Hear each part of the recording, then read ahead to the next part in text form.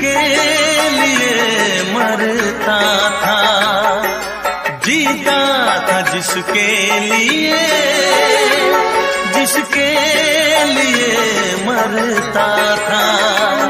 एक ऐसी लड़की थी जिसे मैं प्यार करता था, एक ऐसी लड़की थी जिसे मैं प्यार करता था। जीता था जिसके लिए, जिसके लिए मरता था। एक ऐसी लड़की थी जिसे मैं प्यार करता था, एक ऐसी लड़की थी जिसे मैं प्यार करता था।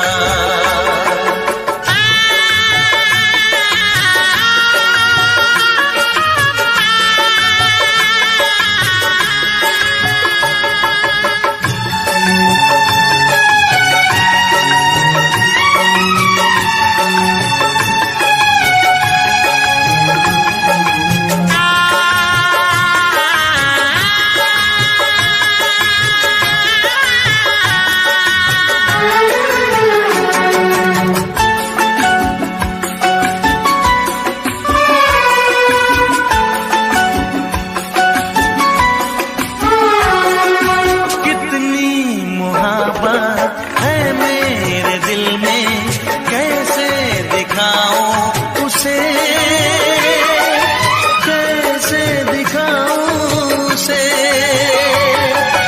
दीवानगी ने पागल किया है, कैसे बताऊं उसे, कैसे बताऊं उसे।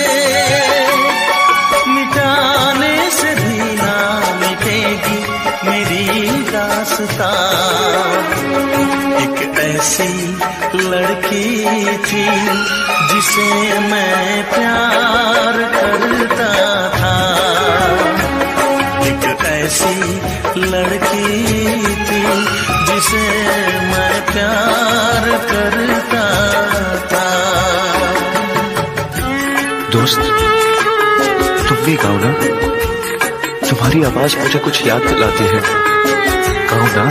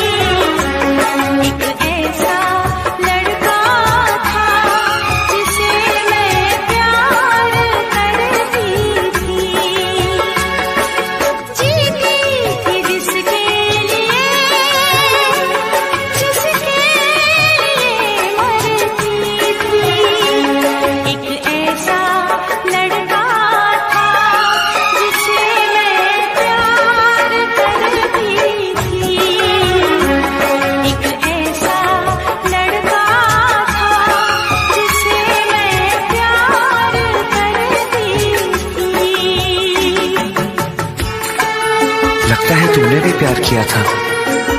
कहीं तुमने सपना की तरह धोखा तो नहीं दिया?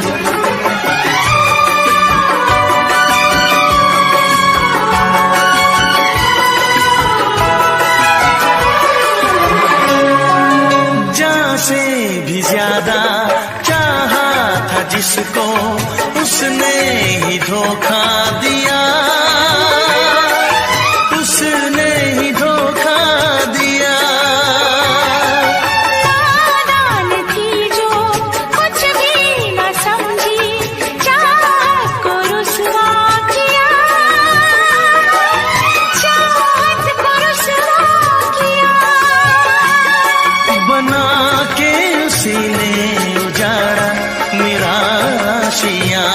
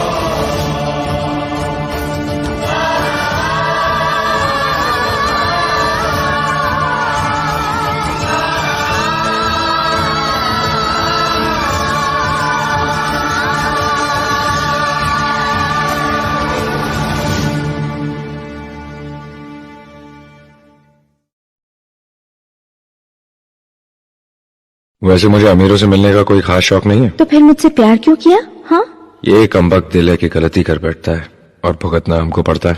तो भुगतो।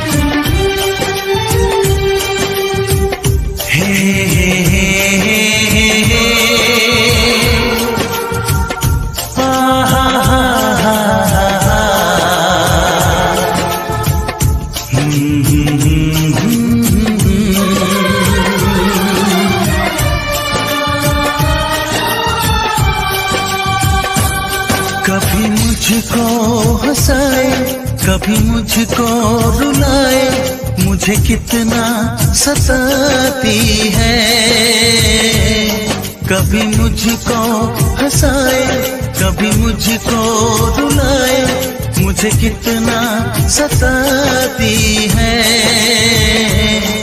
वो लड़की बहुत याद आती है, वो लड़की बहुत याद आती है, वो लड़की बहुत याद आती है, वो लड़की बहुत याद आती है।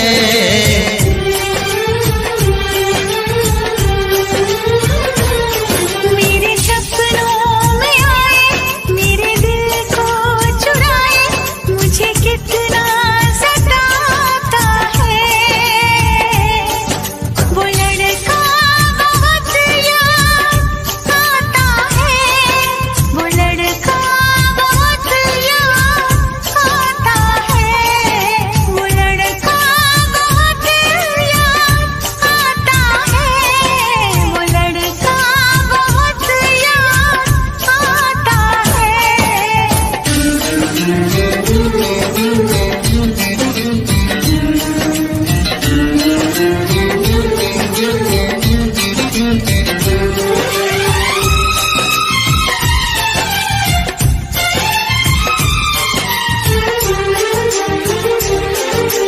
देखा उसे जब पहली बार, बन गया दीवाना मैया, करके अनजाना इकरार, ले गई दिल का चैन करार।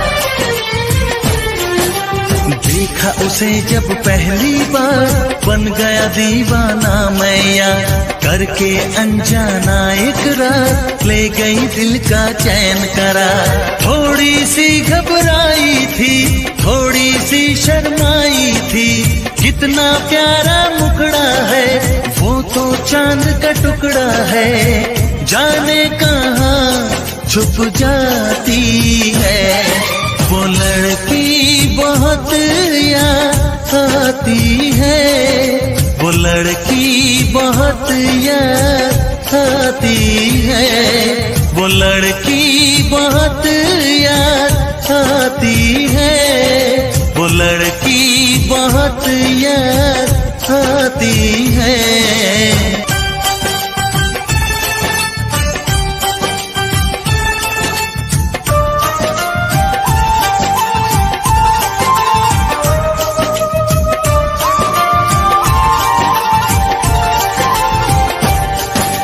मैं तो उस पे मरती हूँ, दुनिया से नहीं डरती हूँ, नाम से उसके संवरती हूँ, पल पल आही भरती हूँ।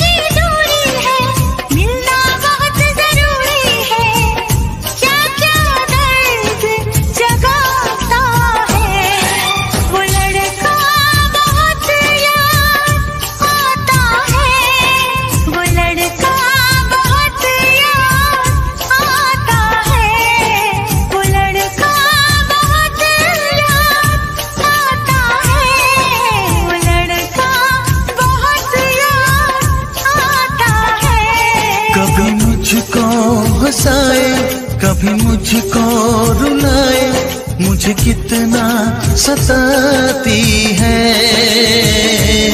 मेरे सपनों में आए, मेरे दिल को चुराए, मुझे कितना सताता है। वो लड़का बहुत याद आता है, वो लड़का बहुत याद आता है।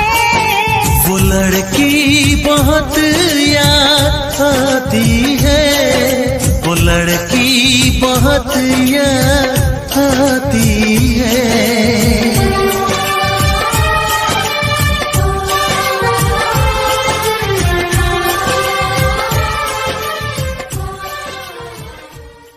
जो एस्ट्रोनॉमर या फिर स्पेस ट्रेवल स्पेस में रिसर्च करने के लिए जाते हैं वो इसमें रहते हैं आईएसएल मतलब इंटरनेशनल स्पेस स्टेशन। और इस स्टेशन में होती है बहुत सारी ऑक्सीजन और रिसर्च करने के लिए एस्ट्रोनॉट को बाहर भी निकलना पड़ता है। तो अब आप भी इस चीज पर फोकस करो कि आखिर ये लोग इससे बाहर कैसे निकलते हैं, क्योंकि अगर नॉर्मली निकलेंगे तो इनके सारी ऑक्सीजन भी बाहर निकल जाएंगी।